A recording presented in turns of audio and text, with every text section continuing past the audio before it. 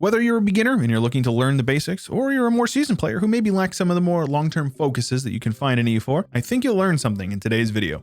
Today we're going to be going over the 5 best nations to play to learn EU4. A couple of quick disclaimers before we get too far into the video. I understand that not everybody has every DLC for EU4, but with that being said, a lot of the content that is added in the game is added via those DLCs, and if you do not have access to them all, the subscription service is probably your best bet if you are just going to do a short little burst of playing for a month or two. I highly recommend that you check that out. The most important DLC to consider for the purpose of this video is going to be Domination, and I do recommend you have that for basically every nation that I'm going to talk about. Quite often in this video, I'm going to mention the concept of snowballing, which is the idea of using what you've gained from previous actions like conquest, stacking modifiers, etc., to invest into growing your lead over other nations around you, to eventually conquer them as well. The concept of snowballing might be foreign to some people, but the general gist that you need to understand is that the earlier you get that snowball rolling, the bigger it will get sooner. Additionally, I'm going to be addressing a few very different but equally viable playstyles throughout this video, including militaristic, conquest-focused nations, colonial nations, and a special type of nation that you may not expect to be on a list like this, so stay tuned.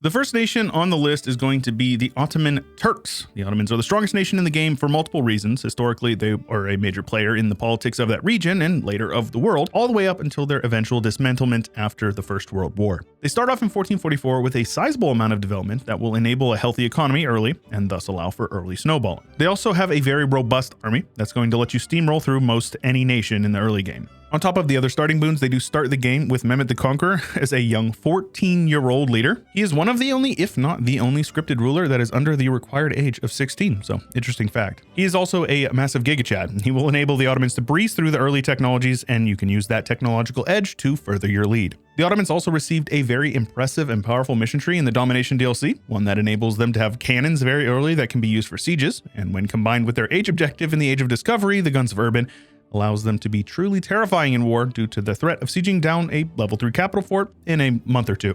Through their mission tree, they also unlock a very extensive list of claims that they can use to conquer land in almost every direction and establish powerful, unique subject types, the Oirats, in various regions. Much of their conquests are pushing into provinces of their culture group, Levantine, which is massive, and while unrealistic, it makes for incredibly easy economic gains for nations strong enough to conquest land within it. All of that, combined with their powerful national ideas, the Janissary special units, and their Anatolian unit types, which are the most powerful army units in the game in 1444, the Ottomans are tailored for an explosive, conquest-driven game, and I highly recommend them for anyone looking to learn how to blob.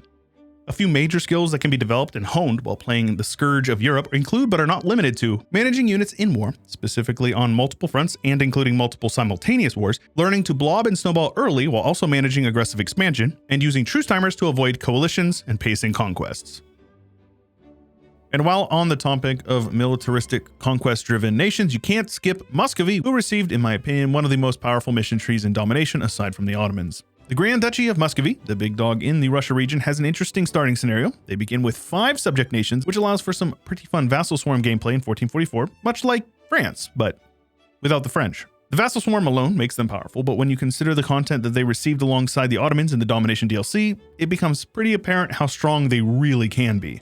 Muscovy receives a ton of claims covering basically all of Eastern Europe, the steppes, and even land over into Manchuria, so there's a lot of conquest to be had. Combine that with the Siberian frontiers that they unlock upon forming the Russian nation, and you've got what may be the best blobbing nation in EU4. Strong national ideas, a very powerful mission tree, and the Russian government mechanics, including Streltsy units, makes Muscovy a must-try nation if you're interested in trying to get better at the game. Not to mention the Orthodox Christian religion that was introduced in 3rd Rome DLC is arguably the most powerful religion in the game, with massive bonuses awarded by High Patriarch Authority and by the various icons. Playing in Russia can teach you a lot about the game. Provinces up there are relatively large and require quite a bit of thought in terms of maneuvering armies and picking battles. Russian gameplay can also be quite different depending on the idea groups taken, with a few powerful combinations allowing vastly different experiences. For example, opening with religious ideas allows for fast unlocking of Deus Vult, allowing an easy casus belli into neighboring heretic and heathen nations, which is most of the world when you're playing as an Orthodox nation. Of course, opening the game with a military idea group like defensive or quality allows for stronger armies, easier wars, etc., and that is a perfectly viable option for Muscovy as well. Playing in Russia, you can also learn a lot about consolidating your region, while, much like the Ottomans, learning to conquer a lot of land and balance aggressive expansion, while juggling truces to conquest effectively and efficiently. Now on to what I would consider a different type of gameplay, though conquest is still very much viable. As these nations, we are going to talk about some colonizers. These would be any nations that traditionally dominate the colonial game in any given campaign for EU4, including the Iberians, French, and the English. Colonization is a much more chill, slow-paced game when compared to a military powerhouse like the nations previously discussed in this guide. This doesn't mean that they are weaker, not by any means. In fact, colonial nations oftentimes end the game in the top few great powers or even as hegemons. Colonization allows for a slow, steady growth that will scale incredibly well into the late game, and that slow pace of such games really allows you to take your time and learn the game as you go. When considering colonizers that are well suited for learning the game, there is no better nation than Portugal. Portugal is a nation that is entirely designed around the colonial game. From their national ideas to their mission tree, which was also introduced in Domination, to the many flavor events that they receive, and even the unique flagship bonuses introduced in the Golden Century DLC, they are perfectly suited to dominate the colonial game. Aside from their natural aptitude to colonize, Portugal is also in a good position diplomatically, with Castile marked as a historical friend, meaning the AI will never rival you, and you can basically always guarantee an alliance with them, though they do begin the game allied to England, which may put you at odds with the French within the first couple of years of the game. This can easily be avoided by breaking the alliance with England in 1444 and reallying them after the 100 Years' War is over, assuming you wanted to keep it. Regardless of the diplomatic situation, Portugal's colonial gameplay can begin upon unlocking the first idea group at Tech 5, where exploration ideas can be taken. It's generally recommended to follow up exploration ideas with expansion ideas at Tech 7 to maximize colonial potential. With all of Portugal's innate colonial bonuses combined with Explo expansion, the colonial game can be yours from the jump. Colonization can teach you a lot about the game, with colonial nations being strong subject nations that can carry wars for you overseas so long as they remain loyal. Colonization is also essential for dominating trade, and the Sevilla trade node that Portugal resides in is a great node for collecting said trade. When colonizing regions that don't have colonial nations, such as Africa and Indonesia, the relevance of trade companies will become quickly apparent, and as you get more experience with them, learning to manage which provinces to add to a trade company, how to invest in them, steering trade, and managing governing capacity, the true power of the colonial game becomes very apparent. In late game EU4, trade should and generally will become your primary source of income, and if you manage the mid game correctly, you will have more money in the late game than you will know what to do with. Now, if you're looking for a colonial nation with perhaps a bit more potential on the military front, you're going to need to look next door to Portugal in Castile. Castile, while being a bit less laid back than a nation like Portugal, has some real potential that only grows as the game progresses. When I say that Castile isn't as laid back as Portugal, I say that primarily because of their early game disaster, the Castilian Civil War, and the little bit of RNG that goes into the early game involving the Iberian Wedding. Castile is a super interesting nation with a crazy amount of content that was given to it in Domination alongside the other nations on this list. On top of all the colonial stuff that I mentioned for Portugal, Castile also has a large portion of their mission tree dedicated to conquest of Latin America, making them a bit of a hybrid in terms of colonization and militaristic focus. Castile is also famous for its extensive use of personal unions in their mission tree. On top of the free PU that you get early on Aragon and possibly Naples, Castile also receives personal union casus belli on Portugal, France, England, and Austria, giving you the opportunity to subjugate some seriously powerful nations that will fight your wars for you. And all of this is on top of the insanely powerful formable that is Spain, possible to form diplomatically upon reaching Tech 10, assuming that the Iberian Wedding placed Aragon as a junior partner.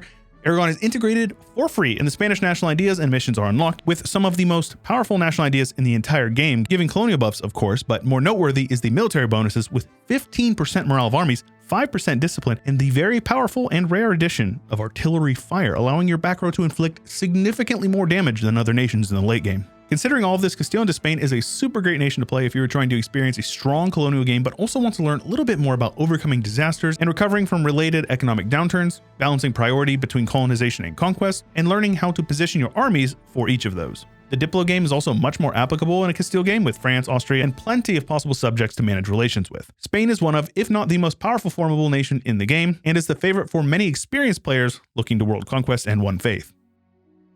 And now for the final category of nations to discuss in today's guide, I'm going to be breaking down hordes. And while hordes are not generally considered the easiest nations to learn with, considering their general economic issues and specific playstyle, I do think that they are worth exploring as an option when considering nations that are good to learn with. Hordes are conquest-focused nations. In fact, they are literally designed with conquest in mind. Their legitimacy equivalent, horde unity, decreases over time and must be raised via raising of provinces.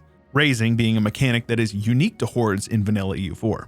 When considering a horde nation that would be best suited to learn macro play, I would suggest Oirat, as they begin the game as the strongest horde, with a Mongolia subject bordering the Celestial Empire of China and with a lot of room to expand in every direction except for north.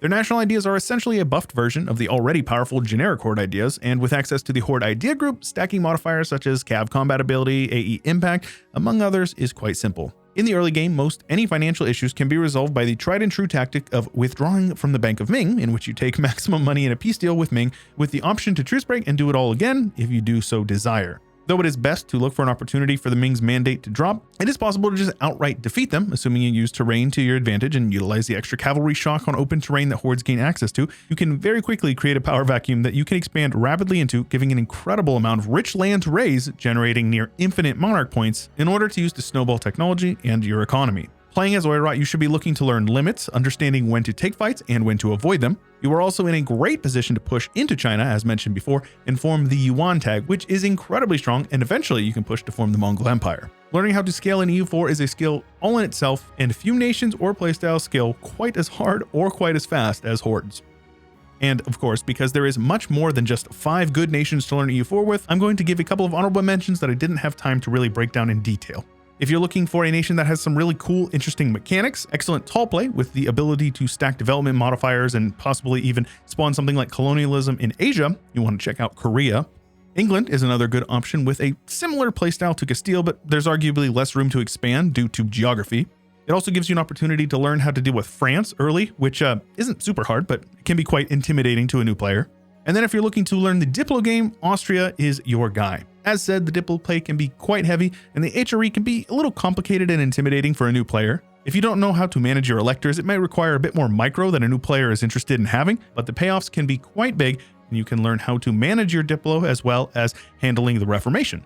But that is about all I've got for you for this one. I hope that you guys learned something. If you have a question, make sure you leave it in the comments down below. I read all of my comments, and I would love to help you out if you do need it. This is the first guide I've ever done on this channel, and I do hope that you appreciate it. If you do, make sure you leave a like on the video. Subscribe for more if you are interested. And for early access to videos like this, you can check out the Patreon or click the join button below the video. If you have made it to the end of today's video, I want to thank you from the bottom of my heart and tell you that I hope you have an absolutely fantastic day.